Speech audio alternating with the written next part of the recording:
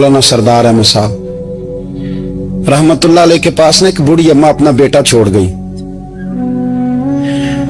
तो हजरत साहब ने को 2, 4, 5 महीने रखा। तो बाद में उसकी अम्मा को बुला के कहा कि भाई तू बेवा है, बेटा तेरा यतीम है, मैं नहीं चाहता कि इसका वक्त जाया हो। तो मौलाना सरदार अहमद साहब मुहद्दिस आज़म पाकिस्तान रहमतुल्लाह अलैह उस बूढ़ी को कहने लगे तेरा बेटा कौन देना है, पढ़ना पढ़ाना इसने कुछ भी नहीं, तो यतीम बच्चा है, कल को तो कहेगी कि मेरे बेटे ने वक्त जाया किया तो वापस ले जाओ। बूढ़ी अम्मा रोने लग गई, कहने लगी मैं पढ़ाने तो नहीं लाई थी, मैं तो आपको रब का वली समझती हूँ, मैं तो नौकरी कराने लाई थी। नौकरी हजरत अनस बिन मालिक कहते हैं मेरी अम्मा भी हुजूर की बारगाह में दे गई थी। तो हुजूर की बारगाह में ये नहीं कहा था कि या रसूलल्लाह पढ़ा दे, हाँ हाँ मैं जिम्मेदारी से बात कर रहा हूँ, ये नहीं कहा था हुजूर मुजाहिद बना दे, ये थोड़ी कहा था कि या रसूलल्लाह सल्लल्लाहु तआला अलैहि वसल्लम इसे मुफस्सिर मुहद्दिस मुहक्किक मुफ्ती बना दे। हजरत अनस की अम्मा कह गई थी सोनिया जब तक ये रहेगा ना आपकी नौकरी करेगी, ये घर के काम काज करेगा, ड्यूटी करेगा, हुजूर ये आपकी नौकरी करेगा। तो मेरे महबूब ने फिर दुआ कर दी अल्लाह इसे बरकत अता फरमा। तू समझता है खिदमत वाला खाली रह जाता है? जितना जायका खिदमत वाले को मिलता है, जो उसके नसीब में आता है, वो किसी का नसीब कहां भाई। हजरत अनस कहते हैं हुजूर ने दुआ कर दी, बरकत की। मुझे तो खेती बाड़ी आती भी नहीं थी, पर लोगों के बाग में साल में 1 दफा फल लगता था, मेरे बाग में 2 दफा लगता था। हुजूर ने दुआ कर दी अल्लाह इसे औलाद दे।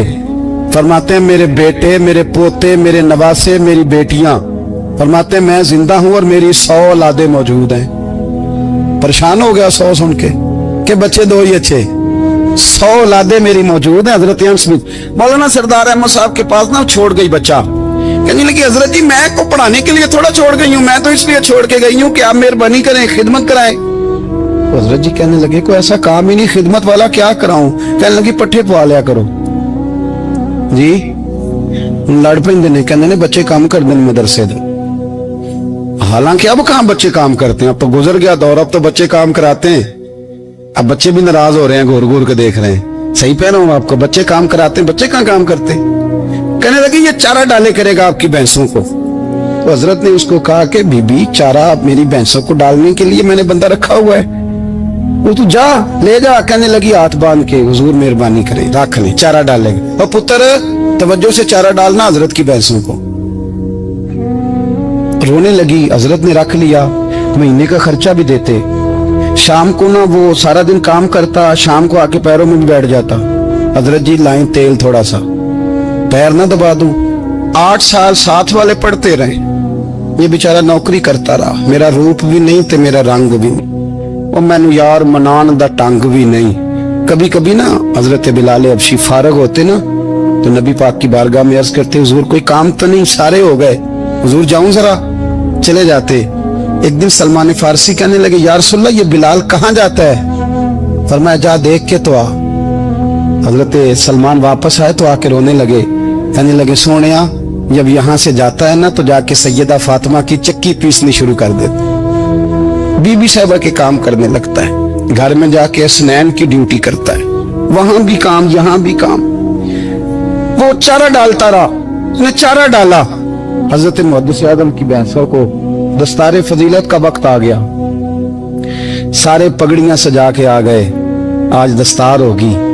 ये ना पीछे होके बैठ गया, चूंकि पढ़ा ही नहीं था तो दस्तार का है कि दस्तार तो उसकी जो पढ़ेगा, हमने तो पढ़ा ही नहीं, हमने तो यार पढ़ा, घर पढ़ा, ड्यूटी करी। हजरत मुहद्दिस आज़म रहमतुल्लाह अलैह के यहाँ जब ऐलान होने लगा ना कि अब दस्तार होगी, तो हजरत ने पहला ऐलान उसका फरमाया। तो मजान ला बंदा कपड़े भी कदी कदी बदल देना, वो कहता है जिस हाल में भी था मैं पलट के देखने लगा कि पढ़ा पढ़ाया तो है, कोई शय नहीं, ये माजरा क्या है। पीछे से उठ के आए तो कहते हैं बाकियों की दस्तार किसी आलिम ने की, किसी सूफी ने की, लेकिन ये भैंसों को चारा डालने वाला जब आया तो मुहद्दिस आज़म ने फरमाया पगड़ी के बाल को कोई हाथ ना लगाए, ये सारी दस्तार मैंने करनी है। और फरमाते हैं हजरत बाल भी देते जाते थे और आंसू भी बहाते जाते थे, माथा भी चूमते थे, और फरमाते थे दस्तार के बाद चला तो नहीं जाएगा यार, मुझे तो इबादत भी नहीं रह गई, मुझे तो चाबियों को भी नहीं पता कौन सी कहाँ रहती है, जाएगा तो नहीं तू। वो रो पड़ा, कहने लगा सोनिया जाए तो वो जिसके पल्ले कोई शय हो, आता जाता तो है कुछ नहीं, मुझे किसने रखना है, मैंने कहाँ जाना है, इधर कहाँ तो इधर ही रहूंगा। वो इस तालिब इल्म के सारे उस्ताद भाई कहते हैं उसने दस्तार कराई, पढ़ा पढ़ाया कुछ नहीं, पर जो मसला अड़ जाता था ना, वो जो अड़ जाता था ना, वो जाके उससे पूछते थे तो किताबें खोलने की जरूरत नहीं पड़ती थी। मौलाना अमजद अली साहब आजमी रहमतुल्लाह अलैह फरमाते हैं यकदम आला हजरत का दरवाजा खुला, ये भी मेरे आला हजरत की जिंदगी है, इसे भी देख, यकदम दरवाजा खुला तो बूढ़े इमाम के पैरों में जूता कोई नहीं, और आला हजरत सर पट दौड़े। मैं करीब गया, मैंने कहा हुजूर मैं सदके जाऊं, कहां जा रहे हो?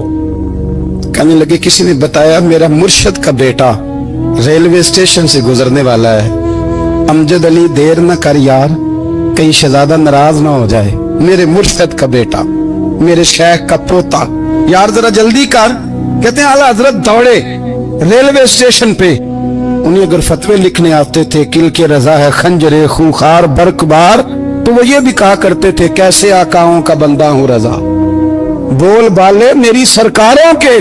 दौड़े गए रेलवे स्टेशन पे, और बूढ़े शेख सदरुल शरिया कहते हैं मैंने कहा हुजूर मैं ना चला जाऊं? कहने लगे ना पुत्र, मैंने बड़ा नमक खाया उस कर्क, मैंने बड़ी नौकरी करी है, मेरी अपनी ड्यूटी है, तुम्हारी तो नहीं ना। मेरे शेख फरमाते रेलवे स्टेशन पे हजरत खड़े हैं, तो एक मुसाफिर उतरता, उसके करीब जाते अदब से सलाम लेते तो कहते मारेरा शरीफ से तो नहीं कोई आया? कहते वो मुसाफिर गुजर जाता, दूसरा आता तो फिर करीब जाते, कहते वो उसके आस्थाने से तो नहीं आए, उधर से तो नहीं कोई आया। कहते सारे गुजर गए, जिन मुसाफिरों ने उतरना था उतर गए, ट्रेन चल पड़ी। तो मैंने कहा हुजूर किसी ने आपको गलत इत्तला दी थी, शहजादे तो आए नहीं।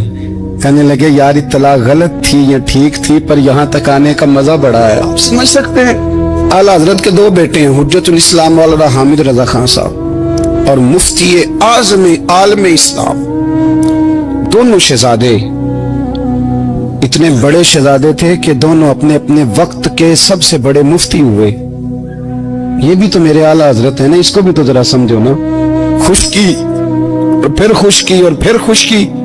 एक दिन पीर साहब ने कहा नूरी मियां साहब क्या अहमद रजा यार वो भैंसे रखी हुई हैं तो उनको ना गीदड़ आके तंग करते हैं, तो दो कुत्ते मिल जाए ना कभी तो चलो रात को पहरेदारी करेंगे, दो कुत्ते मिल जाएं। मैं अक्सर सोचता हूँ क्या आला हजरत तो आलिम थे, उनका कुत्तों से क्या लेना देना। हजरत जी आपने कुत्तों की बात करनी थी तो किसी दुनियादार से करते, दो कुत्ते मिल जाएं तो जरा जानवरों की देखभाल करेंगे। फरमाया हुजूर सवेरे ही आ जाएंगे। भाई आपका तो ये शुगर नहीं तो आप कहां से लाएंगे। दिन चढ़ा तो दोनों बेटों के गले में रस्सियां डाली। आला हजरत को सिर्फ आप फतवे की रोशनी में देखते हैं, आपको उस शख्स के दर्द का नहीं पता, उसके जायके का नहीं पता, वो किस स्टेज का आदमी है, स्टेटस क्या है तरीकत में, शरीयत में, इश्क में। दोनों शहजादों के गलों में रस्सियां और पकड़ा हुआ है। तो नूरी मियां साहब कहते हैं मैं चारपाई पे बैठा था तो नीचे बिठाल दिए दोनों बच्चे। मैं उठ के खड़ा हो गया, मैंने कहा मौलाना ये क्या। कहने लगे वो ड्यूटी भी करेंगे और रोटी भी नहीं मांगेंगे।